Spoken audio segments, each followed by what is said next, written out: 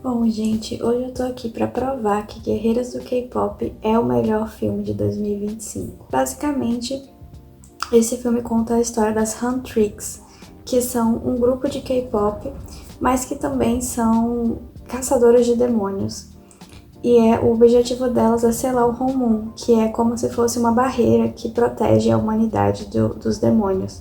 Então o objetivo delas é selar esse Honmun definitivamente para que os demônios não possam mais devorar as almas humanas. E elas estão quase conseguindo, até aparecer o Saja Boys, que é um boy group de K-pop também, formado pelo líder dos demônios, pelo rei dos demônios, o Gilma.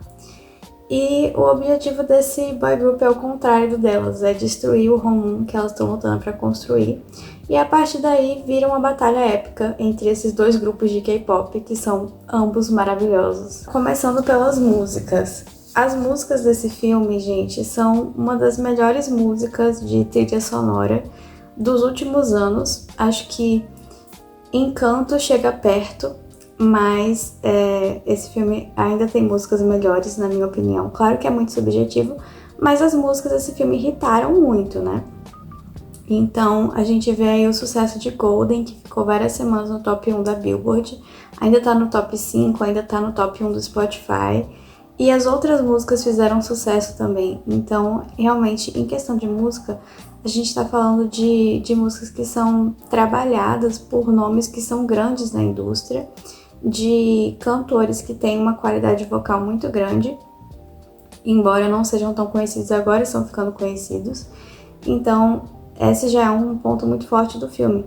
E outro ponto muito forte é os visuais do filme, que são muito criativos, muito originais, e que eles conseguem destacar cada personagem. Então, o design de cada personagem mostra um pouco aí da sua personalidade, da sua individualidade. Então, cada personagem tem um pouco da sua diferenciação dos demais. E isso tá tanto no roteiro quanto no design também. Outra coisa interessante é que o filme não tem medo dos exageros, né? Então, o filme vai usar desse recurso para divertir. E é justamente um filme muito divertido, muito que do começo ao fim ele tá ali carregando o humor, mesmo no momento de tensão. É aquela tensão que carrega um elemento eletrizante mesmo. Então, é um filme muito divertido. E o trunfo do filme mesmo é a mensagem que ele carrega, que pode até parecer clichê, mas é uma mensagem muito importante, né? Uma mensagem de autoaceitação incondicional e de esperança, né? De confiança, que é uma mensagem muito boa para as crianças, mas para os adultos também. E a forma como o filme traz essa mensagem, né? Não só a mensagem em si, mas a forma como o filme entrega essa mensagem é muito boa, a partir do desenvolvimento da personagem da Rumi, que é uma personagem muito bem desenvolvida, porque a gente entende toda a história de vida dela, do porquê que ela quebra, digamos assim, né, ao longo do filme. Mas para isso eu preciso dar alguns spoilers leves para entrar mais nessa parte da mensagem. Então peço que, se você não viu o filme e se importa, né, com esses pequenos spoilers, que você pare de assistir o vídeo, né? Não esqueça de deixar seu like, de comentar o que você achou e assista o filme. Mas eu acho que todo mundo aqui já assistiu o filme, né? Porque esse filme é uma febre, tem a Netflix, tem o cinema, né? Passou no cinema recentemente, então acho que todo mundo já assistiu. Então vamos para os spoilers. A Rumi é uma personagem que ela é meio demônio, né? O pai dela era um demônio. Então ela carrega ali as marcas dos demônios, os padrões. E por conta disso, ela cresceu acreditando que ela era um erro, né? Ela foi criada pela tia Celi, que é a tia dela, era uma pessoa muito rígida, e fez com que ela crescesse com essa crença, que na psicologia, né, sou psicólogo, e a gente chama isso na psicologia de crença central, que é aquela crença que fica bem enraizada, que fica quase escondida da própria pessoa, como se fosse inconsciente mesmo, mas que ela é ativada em alguns momentos de estresse em algumas situações que são gatilho para ativação dessa crença. E é o que acontece com a Rumi. Ela não pensava muito sobre essa questão dela ser um erro, mas quando começa a acontecer tudo aquilo dela perder a voz, do Saja Boys, isso vem à tona. E aí vem o pensamento, eu sou um erro, vem essa crença. Essa crença é muito pesada, muito triste. Isso leva a um momento de desespero profundo dela, né, ao longo do filme.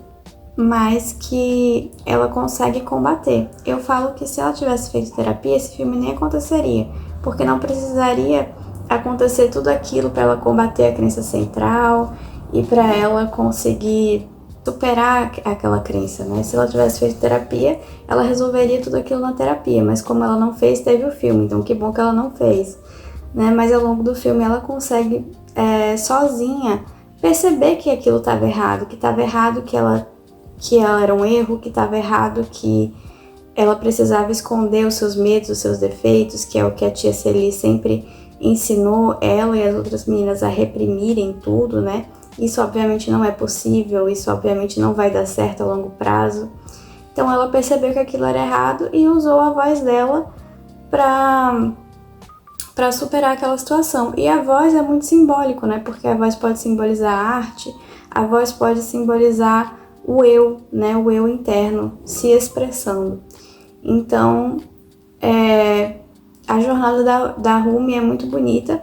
E o Guimá, que é o vilão, ele nada mais é do que a representação dessas crenças centrais, né? Então ele vai se ativando as crenças centrais das pessoas, como ele faz com a Mira e a Zoe também. A da Mira é que ela não merece uma família, a da Zoe é que ela é aquela pessoa estranha, deslocada, que não vai encontrar seu lugar. O do Bob, que ele sempre faz tudo errado. Então ele pega e ativa as crenças centrais das pessoas, ele simboliza isso, né? O Guimá nada mais é do que essa representação das crenças centrais. E aí o filme mostra essa mensagem de superação, que é possível superar isso, né, usando a sua voz. E outro personagem que é importante, eu acredito, falar da trajetória dele, é o Gnu, que é um personagem que ele vem de um histórico de pobreza, e isso gerou nele a crença central de que ele não era bom o suficiente para proteger e para prover para a família dele. Então vem o Guimá, né? Vem a crença central, você não é bom o suficiente, você não consegue. E aí ele consegue até conseguir sucesso, riqueza, mas só para ele, não para a família dele. A família dele não era permitida ali naquele espaço. Então, novamente, a voz da culpa, né? Você fracassou com elas, né? Você é uma pessoa ruim. E ele fica remoendo aquilo por 400 anos, que na vida real não é por 400 anos, mas pode ser por 40 anos, né? A pessoa às vezes remoe um erro e acha que não vai conseguir. Quando ele conhece a Rumi, ele acredita que vai finalmente se libertar, mas aquela voz já estava dentro dele há muito tempo, né? Dizendo que ele não ia conseguir, que ele não era bom o suficiente. Então ele não acreditou que ele era capaz de se libertar e traiu a Rumi lá no final do filme. Mas no final ele conseguiu a sua redenção, que ele deu a alma dele para Rumi, né? E a alma dele foi o que ajudou a derrotar o Guimá. Então isso, a trajetória do personagem dele foi perfeita, né? Ele serviu exatamente aquilo que o filme precisava dele. E a mesma coisa com a Rumi. Então foram duas histórias interconectadas que foram perfeitas juntas. Então, gente, resumindo, esse é um ótimo filme para ser visto em todas as idades. Eu recomendo para quem ainda não assistiu, apesar que quem tá aqui espero que já tenha assistido, né, por causa dos spoilers. Mas recomendo assistir de novo, eu mesma assisti 2 vezes. E é isso, por favor, comentem o que vocês acharam do filme, o que vocês acharam do vídeo. Esse é meu primeiro vídeo. Então, o comentário e o apoio das pessoas seria bem importante, deixar um like no vídeo, eu agradeço muito, tá certo? E obrigada, até a próxima. Se inscreve no canal porque eu vou fazer mais análises de filmes, tá certo?